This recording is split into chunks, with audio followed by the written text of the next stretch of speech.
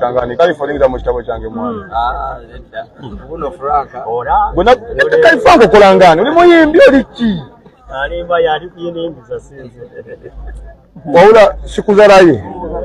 Oli boyi wange nnyo era obaddeo. Gero nindire munda wali. Wanakola nsobi gyokoze lumu nengenda mpozi wanzireyo buzi. Sobi gyokoze wali ogirabye. Katika kwatenga boyi wange kubanga mudashika nga 5 okuva kati omusajja yalidda ekibuye. Naye empisa nkomyewo nazo. So guys, mwenye nendo was Frank abaho present wa TikTok nga bulijjo.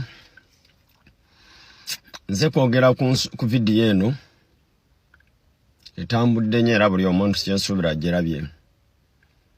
But video eno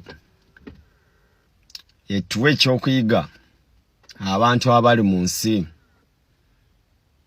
oba abakyayirawo bannaabwe omubiri.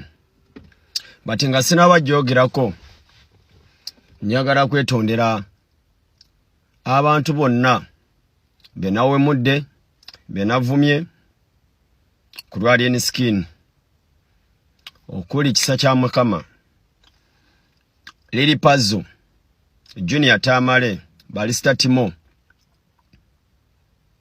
n'eddwaliro ly'Ensambya musonyiwe kuba video gye ziri ku page yange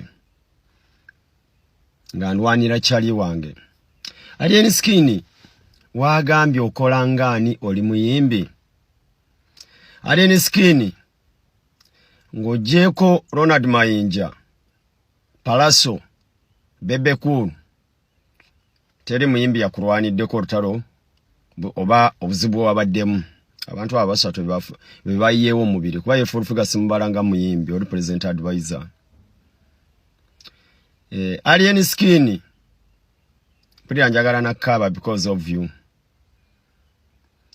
Radiant Skin nvudde wala naawe nga wakatutumuka wankubira esimu nongamba Franka nkwagala kufango nenzija nongamba batugamba oyina sente za NRM nali nkyagabira abaana sente ngamba simanyi na bya NRM nongamba nonya ku bantu ba NRM batuwe ku sente. Video eno era njagala bagitagging abantu ba government oba bamanyi omwami gwe bayita Lwakandale Mobilizer wa State House. Na kuba tesimu yange nekubira Mobilizer State House gwe bayita Lwakandale akolera ku Kero House.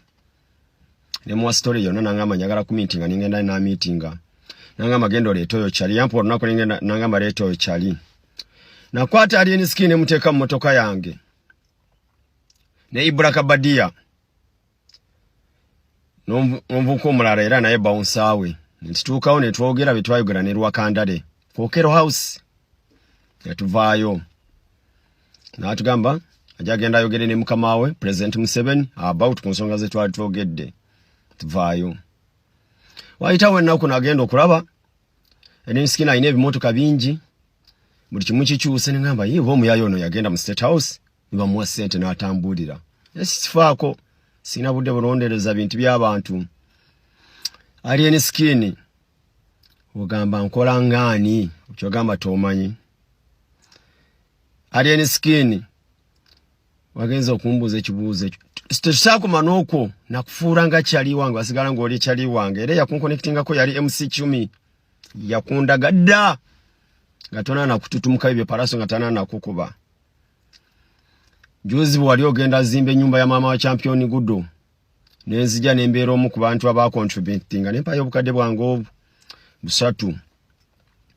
But yesterday nade ndiawo omu ku bantu bo yanzije ku Collins wagunagamba kibanda kwagala tugende mu nju nengenda mu nju nojja nombongako nosanjuka ne tukolana ka video ne ka postinga nze nawe ne baloya bo ne tufuluma fembi tugenda wawe twabadde ne tubane tugenda ku motoka. But nade ku motoka nawe Ibra Kabadia yankute bwati ya sati nansika boyo wa NRM akola kyawo kintu ekyo kyannumye wa NRM ekinnuma nade njagala kuvaawo mu time eyo nenswala nembeerawo ngamba wae kamera ade twana ziteeka kabana nga twana atandika recordinga ndaba je kyakomekereza nga je kiraze.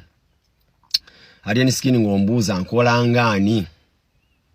Radiant Skin abaganda bagamba malala gakulembera ekigo ngoyinza kubanga oranti wakubyabaho ine erinnya ati nange je nakolera eryange aba making okufuna erinnya bali bantu atebe bamwe abakwagala eren sino ekintu ekyo wakikoze nga kiri intention kubanga kamera wadozira banga kwezira ate ngo kisubira ajja ku recordinga but lwaki oswaza chali of alien skin zeno musajja muhima split ending bwe mbanja agala omuntu mbamwagala alien skin soko orowozeemu nakomadi okulinya ku Fangoni na tia Fangoni kulwawe omvubuka wo gobera nayo wa people power coach Kirimenti kuba bwe nalinzi janga ntunulira bubi sadda ku Fangoni but nakulwaniridde ng'omuntu gwe nali njogeddeko naye buli kimu MC1 John nakedde ku court matenkera ku court 12 mvuma abantu pemula abantu tede kintu kyannuma nga malaya Queen Masoro okundangira ngande na sirimu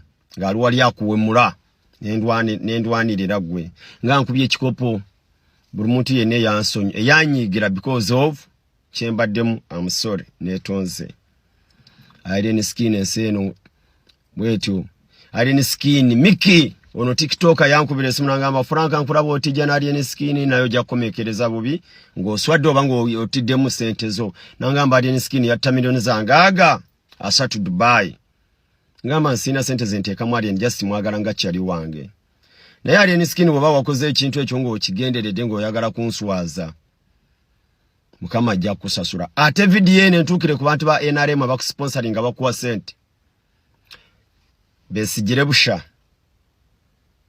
Mr. Rwakandare oba mwabateeka mwami oyo sente mwesigire busha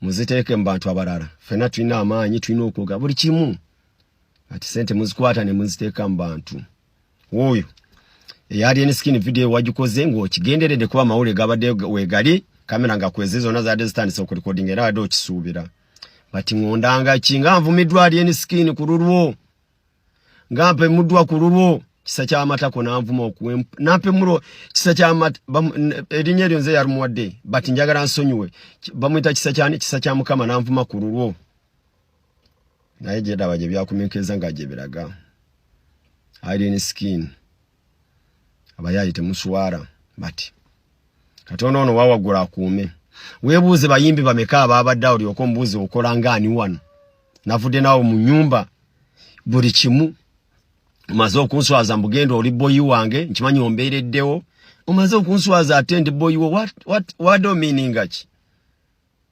big up guys.